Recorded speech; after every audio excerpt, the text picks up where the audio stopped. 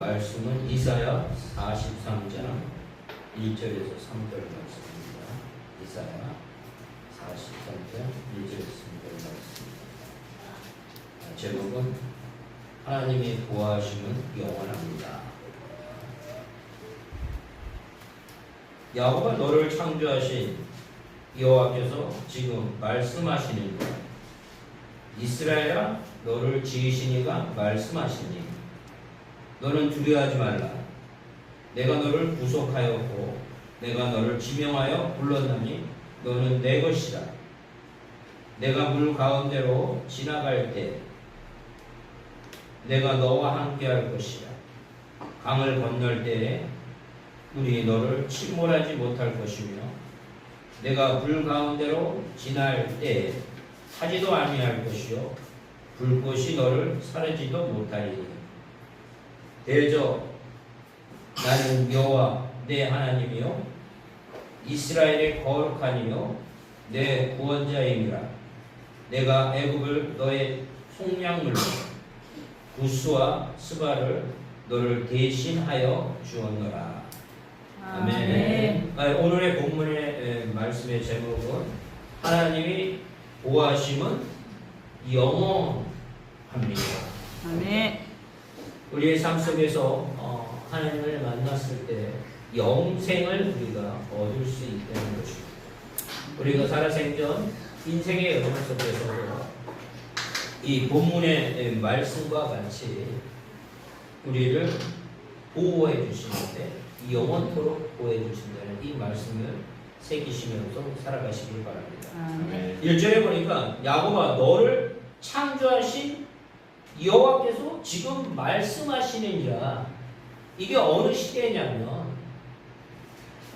이스라엘 백성들이 바벨론의 포로 생활을 하는 가운데 있었다는 겁니다. 시리와 아픔과 슬픔 속에서 진짜 하나님이 계시는가, 우리가 하나님을 믿는 백성으로서 그렇게 바벨론의 그 외세에 의해서 포로 생활을 하고 있는 이 상황에서 그 살아계신 하나님은 지금 말씀하고 계시니라 이렇게 말씀하고 계십니다. 이 얘기는 우리가 지금 살고 있는 우리 현 시대에 있어서도 환난과 어려움 가운데 있어도 하나님은 우리에게 말씀하고 계시다는 이 살아계시는 하나님을 만나야 된다는 것입니다. 그리고 너를 지으신 창조주 하나님이라고 지금 말씀하고 계십니다. 그러기에 우리의 삶을 주관하시는 그 하나님을 우리가 말씀을 통해서 예배를 통해서 회복되어야만이 우리가 이 생을 능히 이기면서 나갈 수 있다는 겁니다. 그 본문 1절에 보니까 너는 두려워하지 말라고 이렇게 얘기하고 있는 거예요. 식민지 생활에서 얼마나 두려움이 있겠어요. 얼마나 그들이 핍박을 했겠어요. 그럼에도 불구하고 두려워하지 말라고 얘기를 하고 계십니다. 내가 너를 구속하였고 내가 너를 지명하여 불렀나니 너는 내 것이라 이렇게 말씀하고 계시다는 겁니다. 우리의 현상이 어떤 현상이 나타난다 할지라도 하나님이 살아계셔서 창조주 하나님이 살아계셔서 두려워하지 말라, 근심하지 마라. 이 인생을 살아가는 데 있어서 그런 환난도 다 너를 정금과 같이 나를 찾게 하는 그 과정이고 내가 살아 역사심을 너에게 나타내리라 이렇게 말씀하고 계시는 겁니다. 그래서 하나님이 아예 말씀하시잖아요. 너는 내 것이라. 우리의 소속은 이런 세상적인 거에 관련되는 것이 아니라 창조주 하나님이 내 것이라고 인치신 사람이라는 겁니다. 그러기에 그 말씀을 믿었을 때 예수 그리스도가 나를 위해서 돌아가셨다는 이 사실을 믿었을 때 우리는 영원토록 하늘나라의 생명책에 기록된과 동시에 하나님과 함께 영원토록 살아갈 수 있다는 것입니다. 지금도 마찬가지죠. 하나님은 사랑이시라 얘기하셨고 사랑 안에 거하는 자는 하나님 안에 거하고 나도 하나님도 너희 안에 거한다고 했어요. 함께 하시는 하나님이에요. 항상 함께하는 하나님. 그런데 악한 영들은 하나님과의 관계를 어떻게 해서든지 아니게끔, 끊어지게끔 이렇게 만든다는 겁니다.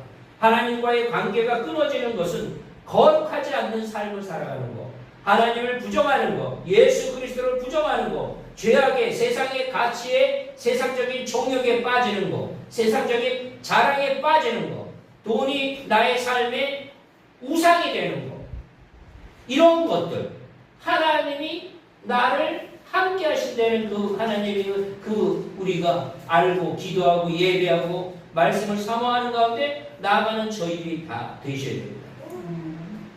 이 바벨론의 포로 생활 속에서도 하나님은 끝까지 우리에게 그 이스라엘 백성에게 얘기했듯이 우리의 삶 속에도 그대로 연결해서 하신다는 겁니다.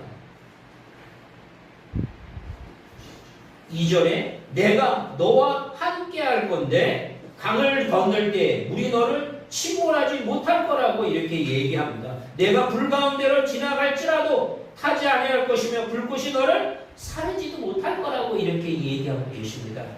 왜? 하나님이 우리와 함께 하시기 때문에. 임마누엘 하나님, 임마누엘, 항상 함께 하시는 하나님, 우리의 피난처가 되시는 하나님이 우리의 좌정하고 계시고 우리하고 함께 계시다는 거예요.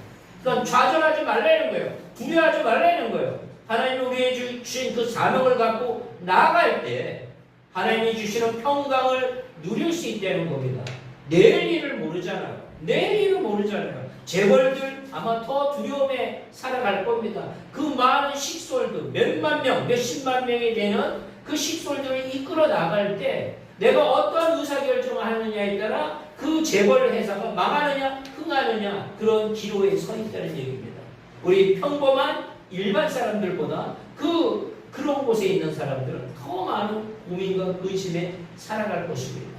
어느 누구나 정치인이나 경제인이나 어떤 누구나 하나님을 신뢰하고 이 말씀을 믿었을 때 그런 근심과 두려움이 다 눈 녹듯이 없어지고 하나님이 주시는 그 말씀으로 승리할 수 있다는 것입니다.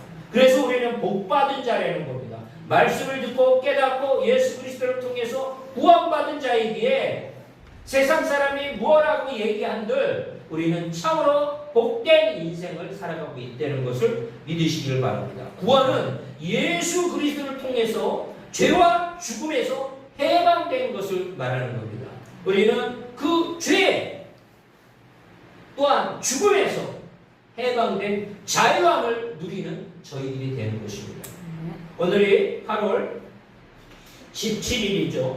그래서 강복절을 기준으로 우리가 한번 이 말씀하고 비춰서 본다면 이 광복절은 해방의 기쁨을 기념하고 독립운동가들의 희생을 기리기 위해서 지정한 겁니다.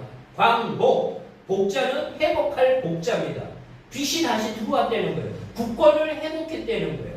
그 일본의 그 식민지에 살았을 때 얼마나 많은 것을 수탈해 갔습니까? 그 아픔 속에서 그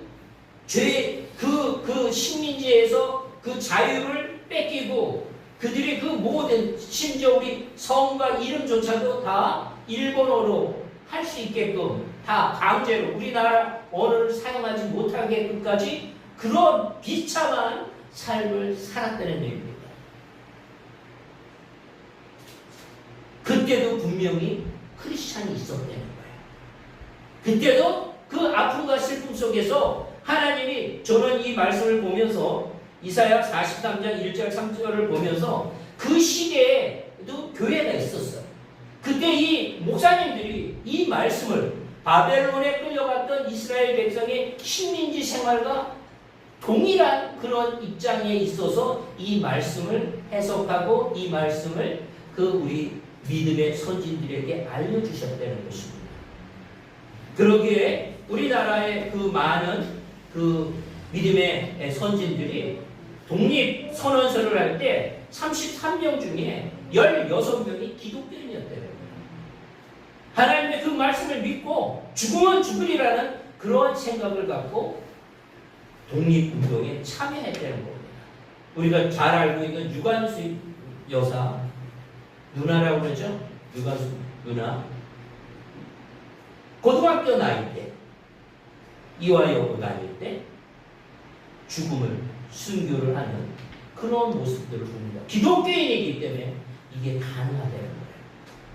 일제 강점기를 정확하게 한다면, 그 법적으로 본다면 1910년 8월 29일서부터 1945년 8월 15일까지, 이 8월 15일이 우리가 광복절이라고 얘기하잖아요. 그래서 80주년 해갖고 엊그저께 큰 행사를 했습니다. 그래서 우리가 실제 우리 어렸을 때 교과서에는 36년이라고 얘기하는데 실은 35년이라고 얘기합니다. 그래서 날짜를 계산해 보니까 34년 11개월을 우리가 식민지 생활을 했답니다.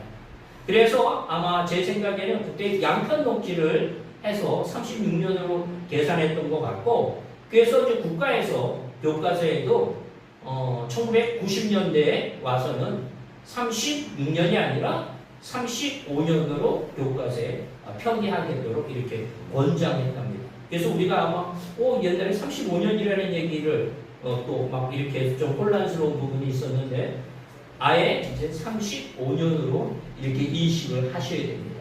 그래서 우리는 이 일제 강점기 때 1910년 8월 29일을 이날을 많이 들었을 거예요. 경술국치 들어봤죠? 아주 국가의 치욕적인 사건이라고 이렇게 얘기를 했고, 이것을 이제 한일합병 뭐 이렇게 용어들을 썼습니다. 이때 그 피폐함이라는 것은 이루 말할 수 없을 겁니다. 특히나 일본은 일본의 종교가 다신교적인 개념이지만 가장 큰 것이 신도에 의한 신사참배를 하게 했습니다. 그래서 모든 국민들이 이름을 다 이제 개종대하고 신사를 향해서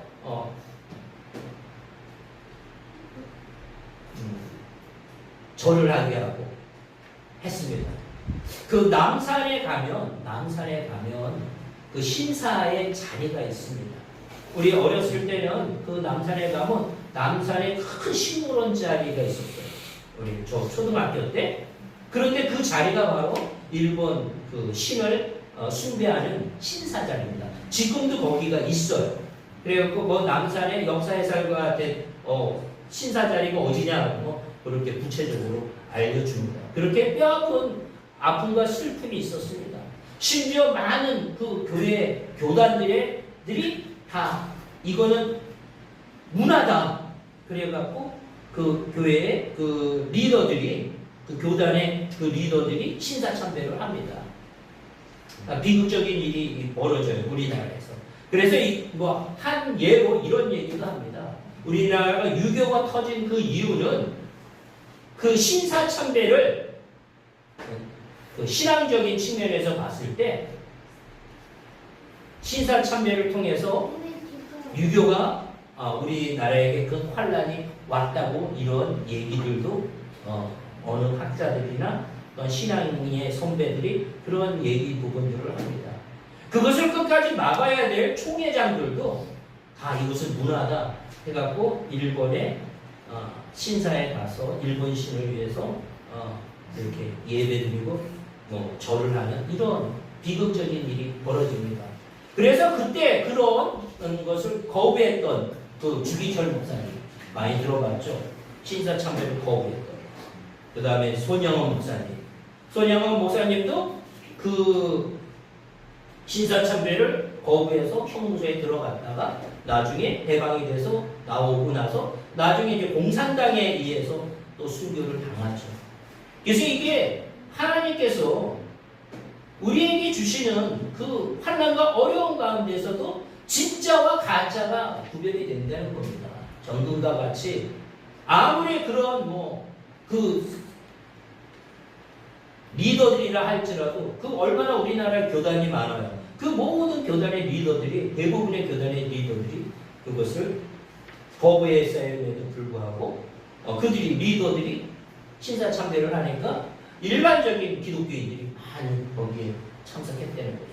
그래서 주기철 목사님 같은 분은 절대로 이거는 성경이 위배된다 이렇게 해서 결국 순교의 역사가 일어납니다.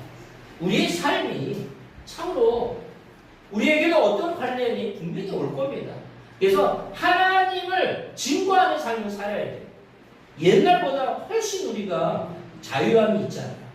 또 하나님의 말씀을. 그런데 우리가 하나님을 인격적으로 만나지 않는다면 우리가 하나님을 담대히 증거하지 못한다는 얘기예요. 담대히. 총회장이었음에도 불구하고 그들은 하나님을 인격적으로 못 만나는 거예요. 세상적인 가치에 의해서 그 리더의 자리가 더 컸던 거예요.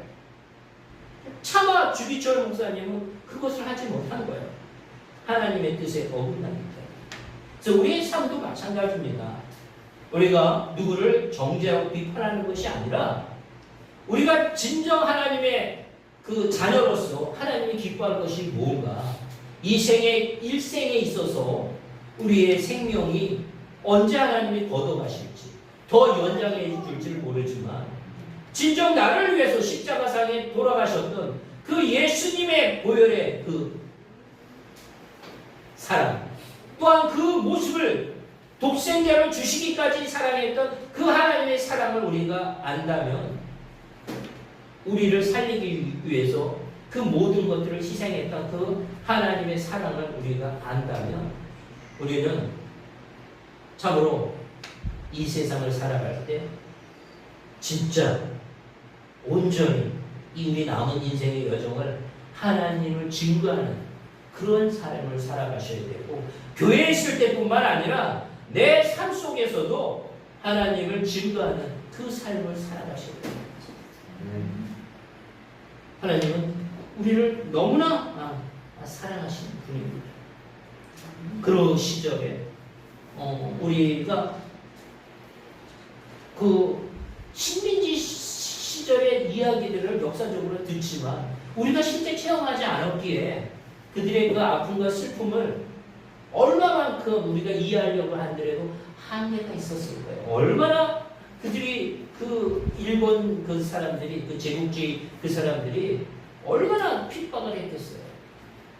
얼마나 상상할 수 없는 그 믿음의 리더들조차도 그 교단의 총회장들이 무릎 꿇고 밖에 없을 정도까지도 그들을 핍박하고 탄압했었을 때 일반 백성들이 다 쓰러질 수밖에 없잖아요. 그때 아마 우리나라의 총회장들 중에서 그것을 주기철 목사님은 지극히 평범한 목사님이셨어요. 그렇게 아마 총회장들이 막 여러 교단이 있잖아요. 그때 순교의 역사가 일어났다면 우리의 그 기독교들은 우리 기독교인들은 더 불같이 일어났을 것이고 유교와 같은 이 비극적인 민족의 민족끼리 싸우는 이 내전이 일어나지 않았으리라는 생각을 또 반면에 생각을 해봅니다. 우리가 하나님을 온전히 잘 섬겼을 때 우리의 자녀들도 우리의 앞으로의 자손들도 잘 되리라고 믿습니다. 그러기 위해서 우리가 먼저 하나님을 만나야 되고 또한 그 하나님의 말씀에 순종함으로 인하여 그 자녀들이 잘 양육될 수 있도록 기도하고 훈련시키고 하나님의 살아 역사하심을 우리 자녀들에게 증거하셔야 됩니다. 그러기 위해서는 내가 하나님을 만나야 되고 내가 하나님을 사모해야 되고 예수 그리스도의 보혈의 권세와 능력이 얼마나 중요하고 복된 것인지를 알아야 되는 거예요. 많은 사람들의 그 이름은 다 잊어먹었더라도 우리가 주기철 목사님 이름은 안 잊어먹잖아요. 참으로 그 어려운 일이죠. 하지만 하나님이 세우셨고 하나님은 구체적으로 만나기에 그 죽음을 뛰어넘어서 순교의 아름다운 역사가 있기에 이 나라 민족이 이렇게 하나님을 섬기고 있다는 것입니다. 바라본데 우리 그때의 그 리더들이 그 주기철 목사님과 같이 순교의 역사가 있었다면 이 나라는 더 지금보다도 더 복음에 전할 수 있는 복음을 전하는 민족으로서 더 크게 쓰임 받으리라고 믿습니다. 지금도 늦지 않았다고 봅니다. 우리의 삶 속에서 그리스도인들이, 믿는 자들이 어떤 환경 속에서도 하나님의 이름을 높일 수 있고 하나님의 이름을 이렇게 낮추는 것이 아니라 내 삶을 통해서 저 사람이 믿는 사람이 저래? 이런 소리 듣지 않겠고 우리가 더 열심히 이렇게 나아가는 저희들이 되셔야 됩니다. 하나님의 구하심이 영원하다는 이 사실 자체가 우리는 진짜 승리할 수 있는 모든 것을 갖고 있습니다. 3절에 보니까 대저 나는 여호와 내 하나님이라고 하셨어요. 내 하나님이라 이스라엘의 거룩함이요 내 구원자이니라. 하나님이 직접 얘기하신 거예요. 내가 너를 구원해 줄 거다. 너는 내 것이다. 너는 내 자녀다. 너는 나와 동고동락하는 내가 너하고 함께하는 임마누엘 하나님이고 이 고난과 아픔과 슬픔 속에서 너는 하나님을 찾을 거라는 겁니다. 부요함과 편안한 암 속에서는 전혀 몰랐던 사람, 하나님을 몰랐던 사람들은 이 고통이 와야만이 이게 도대체 무슨 일이야. 내가 어떤 사람을 의지해도 문제가 해결되지 않았을 때 전도자들을 통해서 하나님을 믿으면 그 모든 문제가 해결된다는 이 복음의 말씀을 통해서 그가 무릎 꿇고 기도하는 가운데 하나님을 만난다는 얘기입니다. 이게 얼마나 복된 얘기입니까? 하나님은 우리에게 궁극적으로 하나님의 자녀로서 거룩한 백성으로 살아가기 위해 정금과 같이 다 쓰임받게 하신다는 이 사실을 믿고 어떠한 환난과 어려운 가운데에서도 우리에게 피할 길도 주시고 능히 이길 힘도 주시니까 우리가 반대의 이 세상을 살아가면서 근심과 걱정은 예수의 권세의 이름으로 다 물리치시고 하나님이 주시는 복으로 다 준비돼서 하나님의 역사 안에 하나님의 자녀로서 하나님의 말씀하신 내가 불렀나니 너는 내 것이라고 이렇게 확신하는 그 하나님 우리는 모시고 살아간다는 것이 얼마나 귀한지 모릅니다. 마태복음 20장에서 30절에서 34절에 보면 이런 말씀이 있습니다. 맹인이 두 사람이 길가에 앉았다가 예수께서 지나가신다는 함을 듣고 소리 질러 주여 우리를 불쌍히 여기소서 다윗의 자손이여 이렇게 부르짖습니다. 이때 다윗의 자손은 뭘 의미하는 거냐면 구세주 메시아라고 이렇게 고백하는 겁니다. 하나님은 예수님은 나의 구세주입니다. 이렇게 고백하는 겁니다. 그러기에 우리의 삶 속에 예수님의 이야기를 듣고 구세주라고 고백할 수 있는 저희들이 되셔야 됩니다. 그런데 31절에 보니까 무리가 꾸짖어 잠잠하라. 근데 더욱 소리를 질러 이르되 주여 우리를 불쌍히 여기소서 다윗의 자손이여 이렇게 계속 그들은 그 환난과 어려움 속에서도 하나님을 부르십니다. 맹인이 이 세상에 빛이 없는 사람들이에요. 어둠 속에 살아가는 사람들이에요. 근데 이들은 소식을 들었어요. 병든 자, 죽은 자, 어느 누구도 살리는 역사가 있었던 맹인들을 고쳤다는 얘기를 들었어요. 그 사람에 있어서의 그 구원의 가장 다급한 문제는 빛을 보는 것이에요. 근데 빛을 보지 못한 어둠에서 살았어요. 누군가가 제재했을 때 그들은 그거에 아랑 없이 계속 주 예수 그리스도를 부릅니다. 이게 뭐야? 다윗의 자손이여 구세주여 나를 구원하소서 나를 해결해 주세요. 이때 예수께서 머물러 서서 그들을 불러 이르시되 너희가 너희에게 무엇을 하여 주기를 원하느냐 이렇게 물었을 때 주여 우리의 눈뜨기를 원하나이다. 주여 우리 눈뜨기를 원하나이다. 예수께서 불쌍히 여기셔서 긍휼히 여기셔서 그들의 눈을 만지시니 곧 보게 되어 그들이 예수를 따르니라. 곧 보게 되어 그들이 예수님의 제자가 됐다는 얘기예요. 예수님을 증거하는 자들이 됐다는 얘기입니다. 우리의 삶은 바로 그것입니다. 저는 38살 때 하나님을 만났습니다. 그 전과 그 이후의 삶은 완전히 틀리는 거예요. 바로 이 맹인과 같은 삶인 거예요. 어둠 속에서, 미움 속에서 사랑을 모르고 용서를 모르면서 살았던 인생이고 세상의 가치에 물들어서 이 세상의 부를 위해서 공부도 부를 위해서 그렇게 공부도 진짜 하나님을 위해서 공부하는 것이 아니라 내 삶을 위해서, 내 세상적인 자랑을 위해서 그렇게 살아왔던 인생이에요. 여기 맹인들도 비유로 얘기한다면 어둠 속에 살아가는 우리들은 하나님을 만나지 못하면, 예수님을 만나지 못하면 어둠 속에서 계속 살아갈 수밖에 없다는 것입니다. 제가 38년 동안 어둠 속에 살고 그 이후로는 하나님을 따라다닌 겁니다. 예수님을 따라다닌 거예요. 그때서부터 새벽 기도를 하기 시작한 거예요. 그것이 바로 하나님이 나를 영원토록 보호하심을 깨닫기에 이제는 그 모든 것들을 하나님에게 그 모든 것을 드려도 되는구나. 하나님이 너는 내 것이다. 너는 내 아들이야. 너는 영원토록 사망과 죄의 죽음의 틀에서 생명의 자리로 빛의 자녀로 변화시켰다는 거예요. 우리는 다 그런 존재로 살아가셔야 됩니다. 다 그런 존재로 살아가기를 원하고 계시는 겁니다.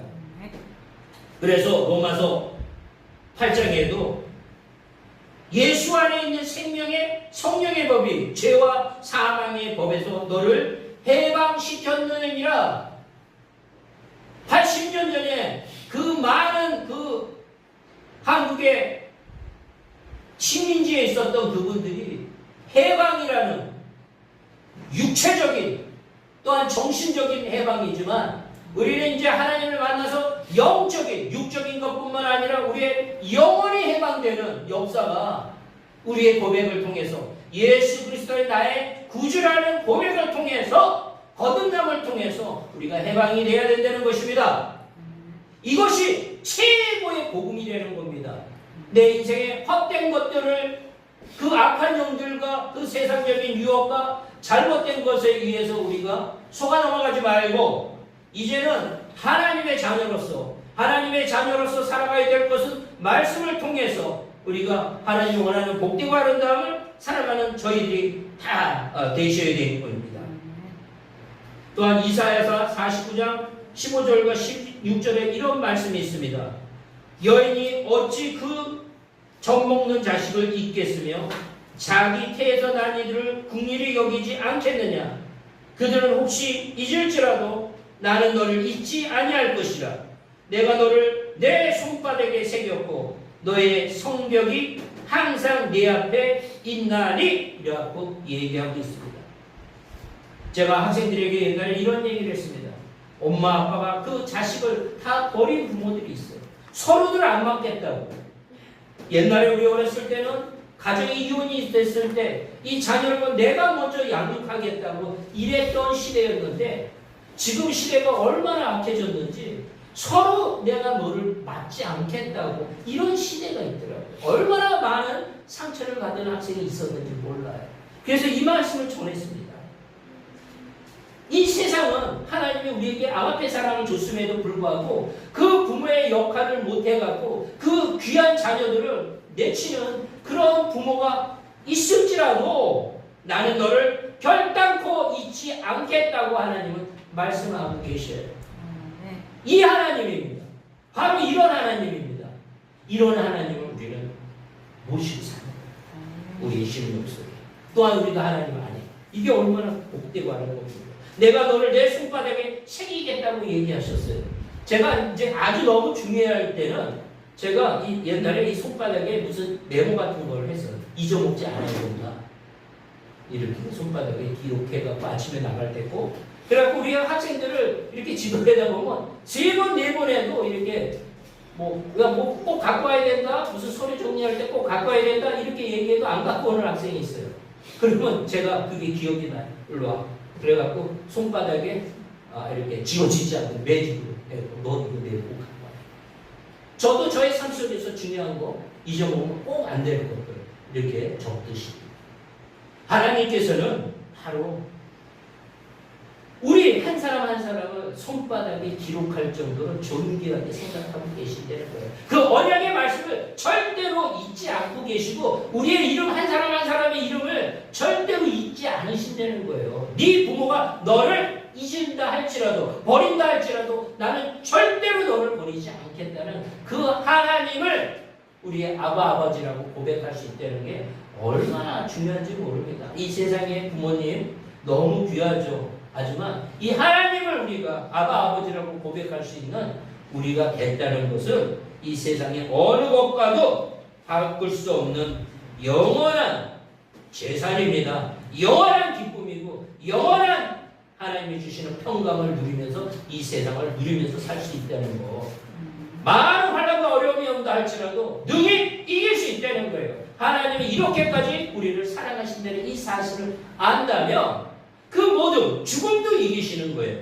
우리는 한번 죽습니다. 하지만 그 심판의 자리에서 예수 그리스도가 우리를 변호해 주시고 하나님의 자녀입니다 하고 얘기하기 때문에 우리는 하늘나라에 하나님과 같이 가서 하나님을 찬양하며 하나님과 교제교통하는 저희가 다 됐다는 것입니다. 신분이 완전히 바뀐 거예요.